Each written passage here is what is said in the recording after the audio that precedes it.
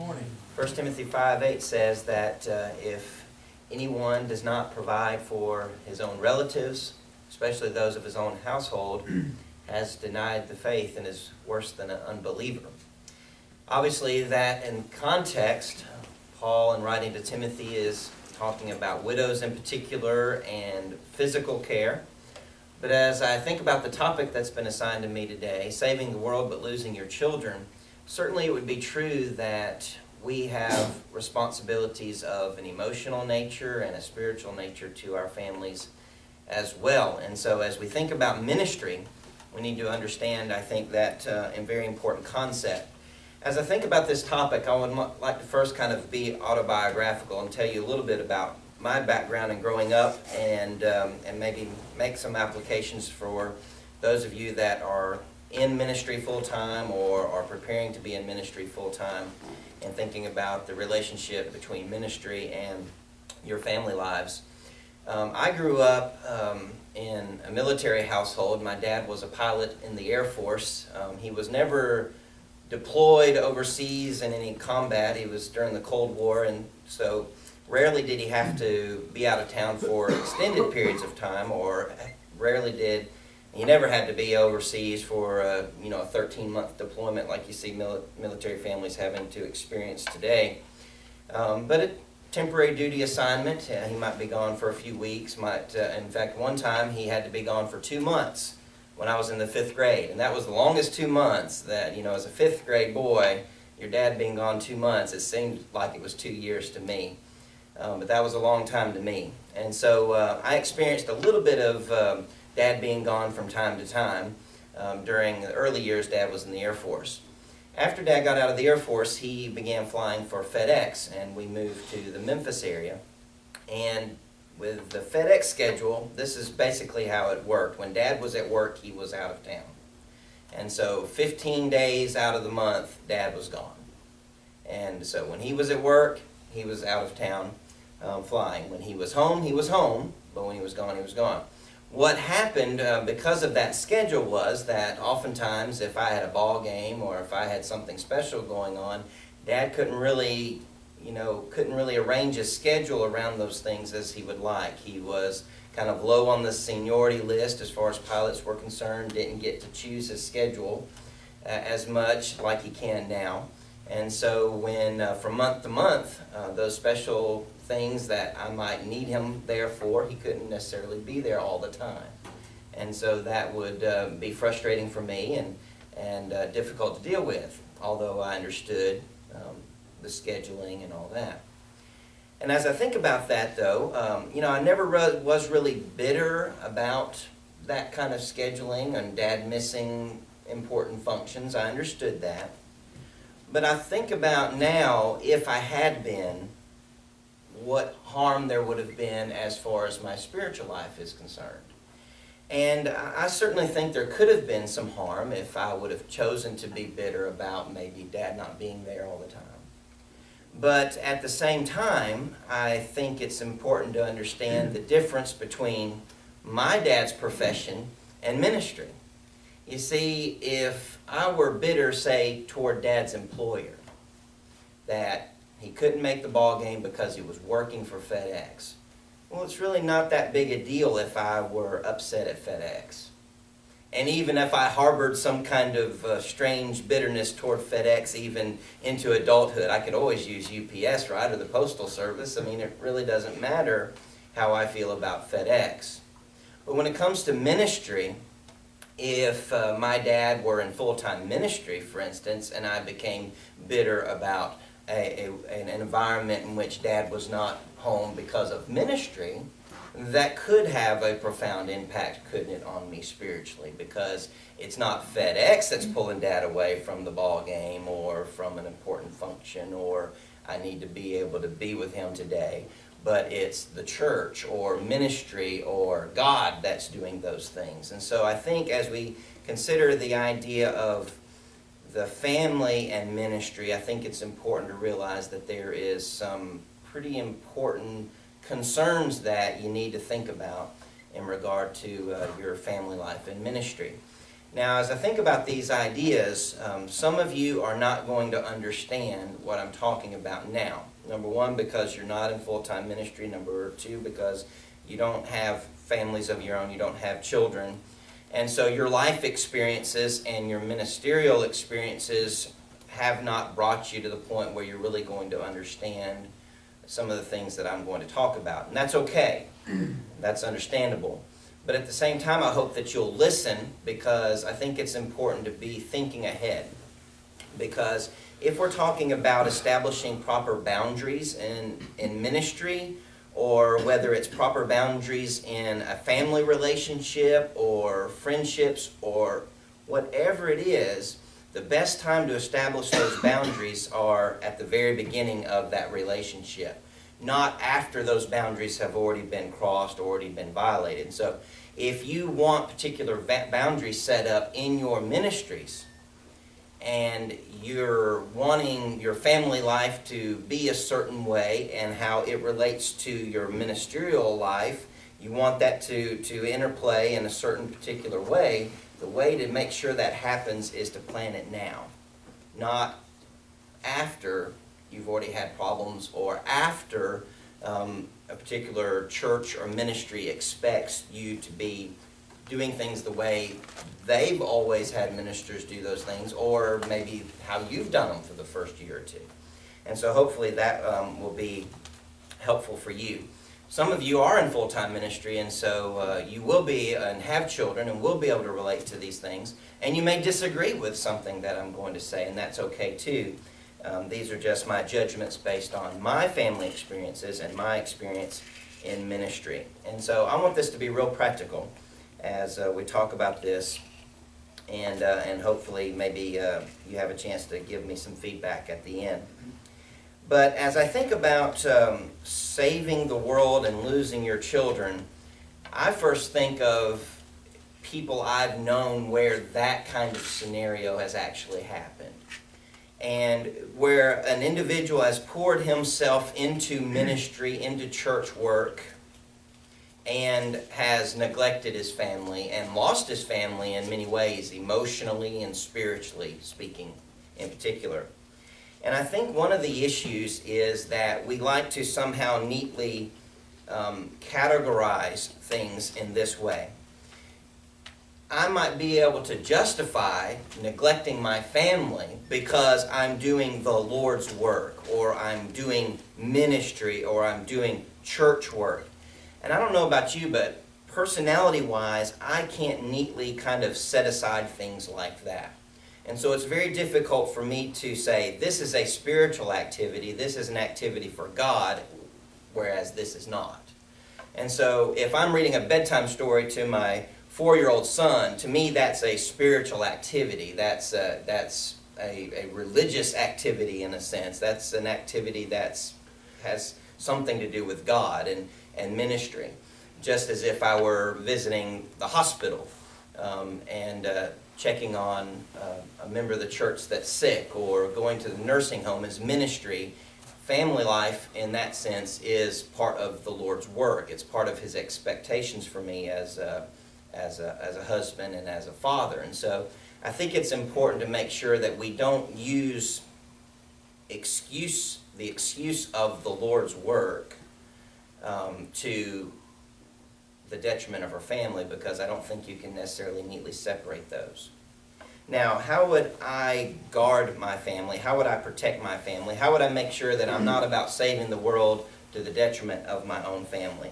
The first thing, if I had to do it all over again, if I had to start over again in ministry, the first thing that I would do was I would avoid the image is everything kind of mentality. Back in the late 80s and early 90s, Andre Agassi, a big tennis star, and he was about image. He did ads for television in which he would say, image is everything. And in many ways, sometimes in ministry, we can fall into the trap of believing that image is everything. I was talking to someone just the other day who grew up in a preacher's home. He was a PK, his preacher's kid. Had some problems into adulthood, was overcoming those problems, But one of the things that he told me was that his dad was always focused on image. Meaning, it didn't really matter if the image did not reflect reality. As long as the church thought that this family is neat and clean and everything is going well, that was what was most important to his dad. It didn't really matter that behind the scenes things weren't going well.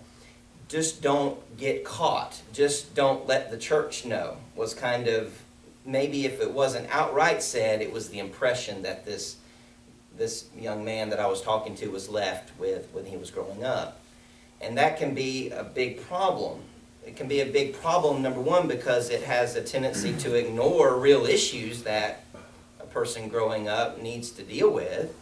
But I think it has a tendency, too, to kind of devalue the child and the minister's family, the wife even, so that it almost seems like, as long as you provide me an image that helps me professionally, I'm satisfied with you.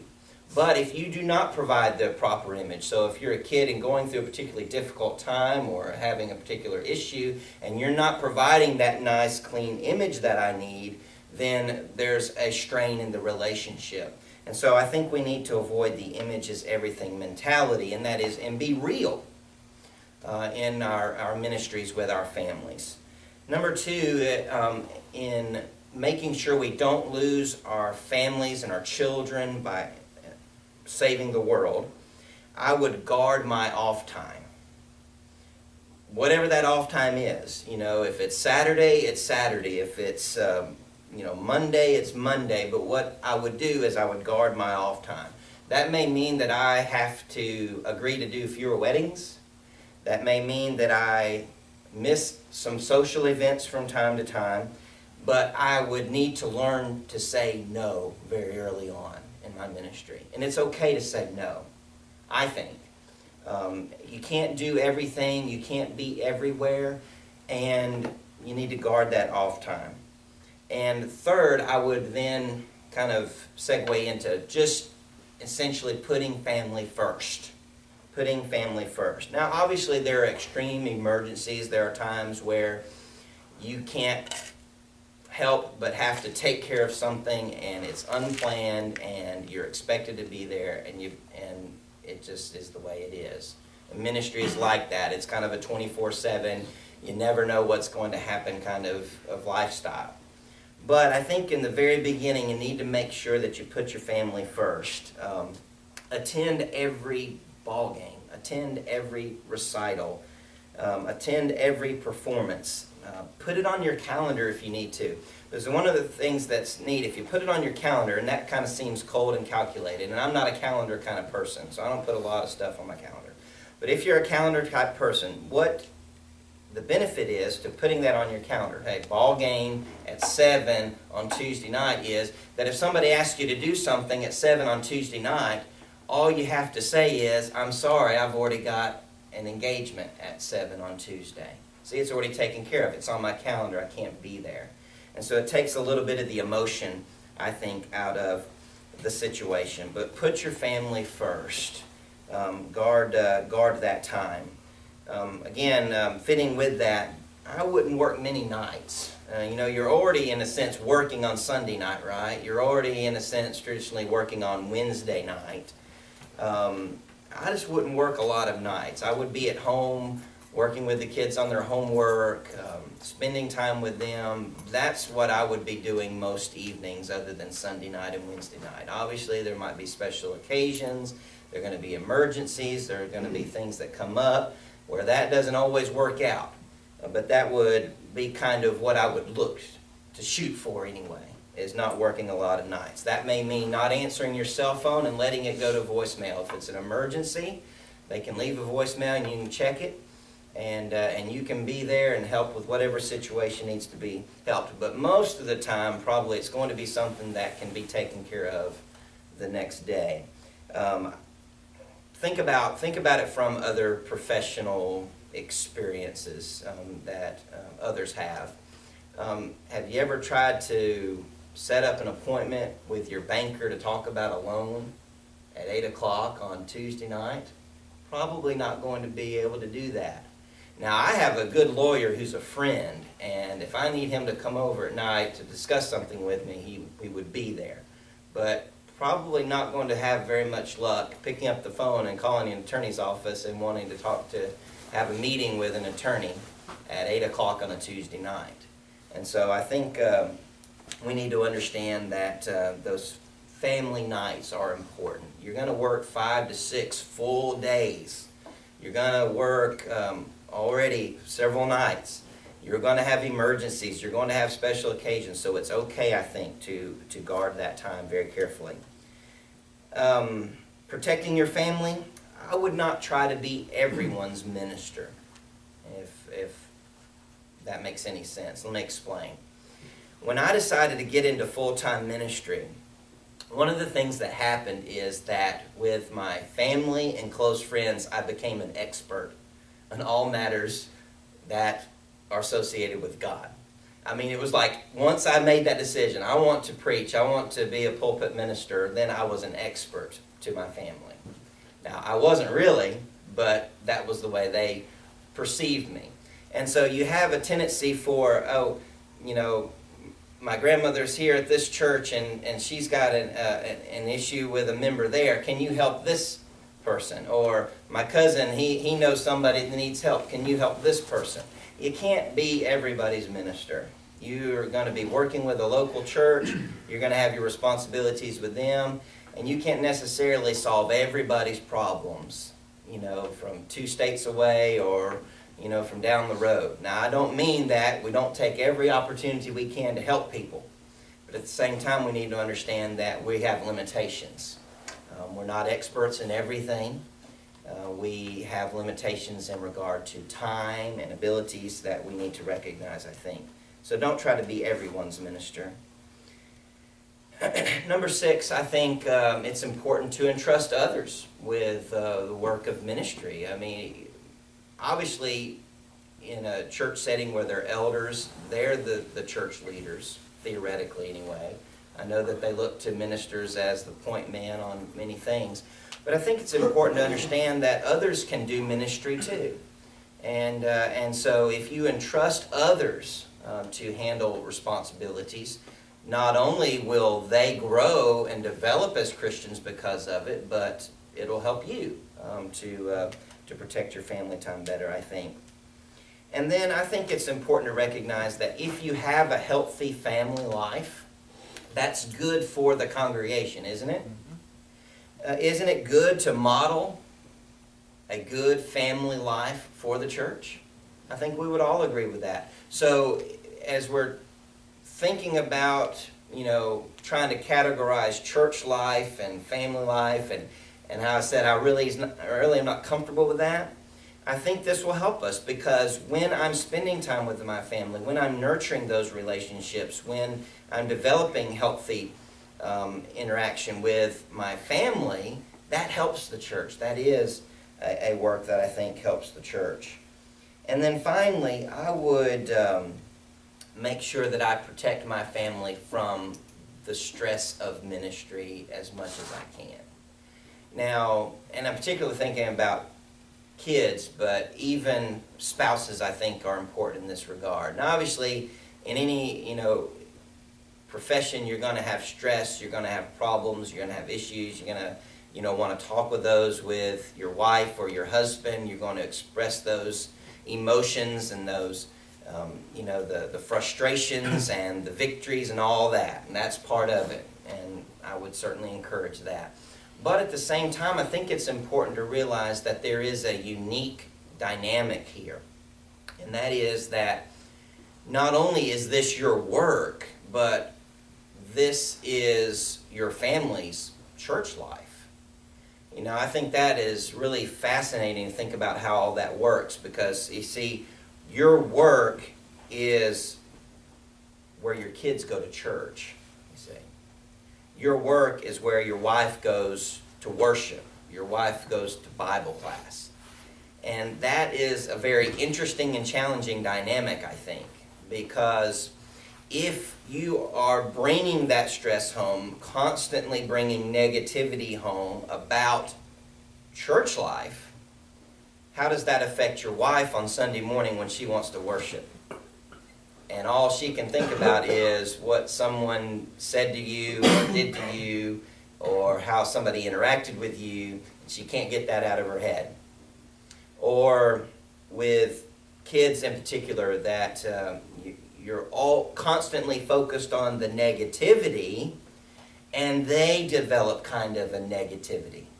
Now again, go back to how I grew up, as an Air Force brat and a child of a dad who worked for FedEx.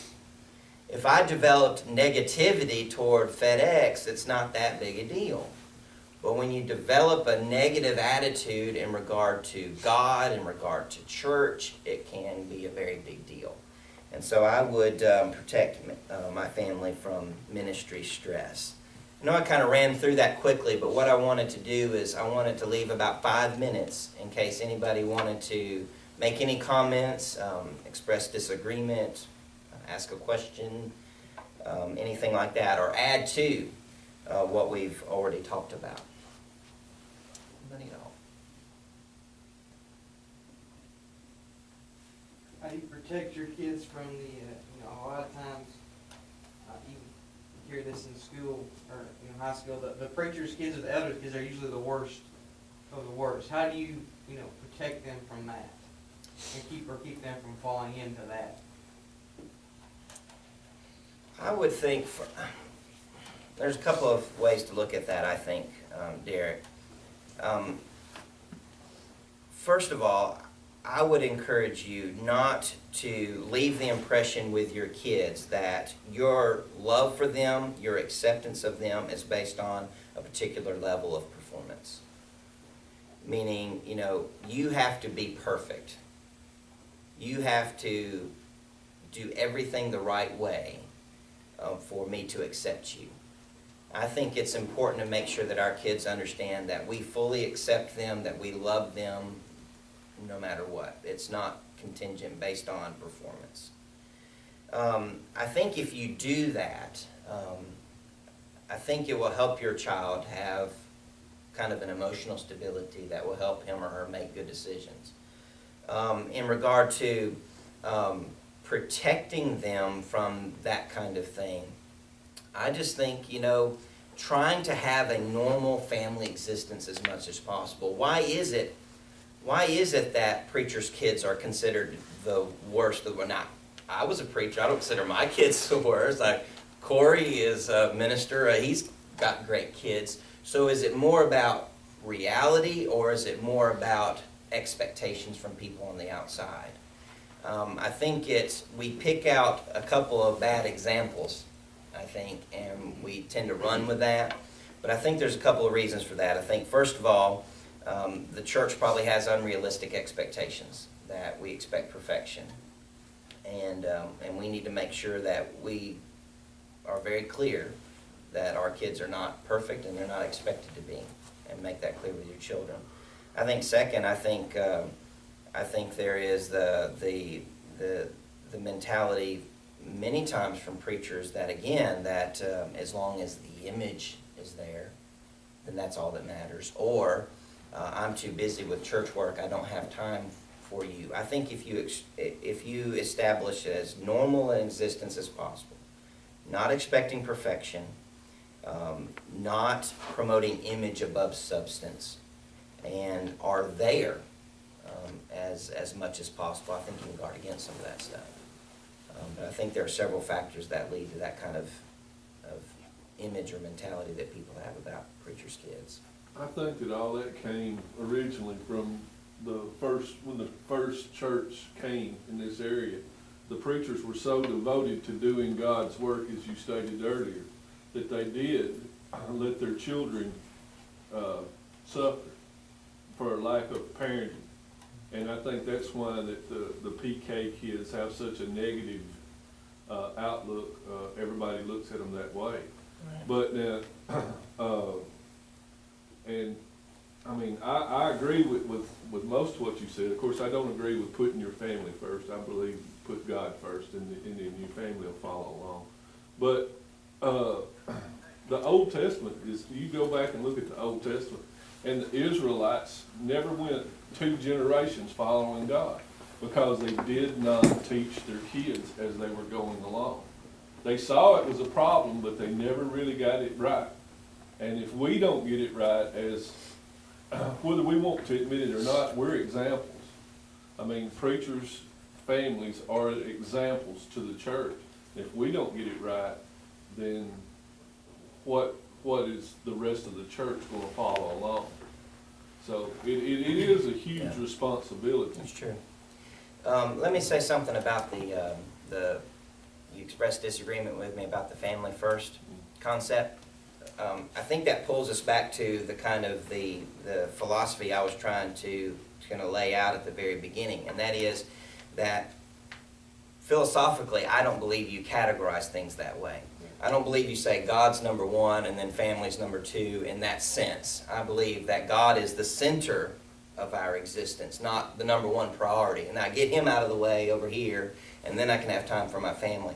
And so when I say family first, I think it's, first of all, it's a different philosophical approach, and that is that God's the center and everything's connected to Him. Yeah. And so when I say family first, it's not God's second or down the line. It's God's the center, and my family is first connected to God as the hub of my existence. And then everything else follows. And I think your family has to come first before even your church activities and your church relationships.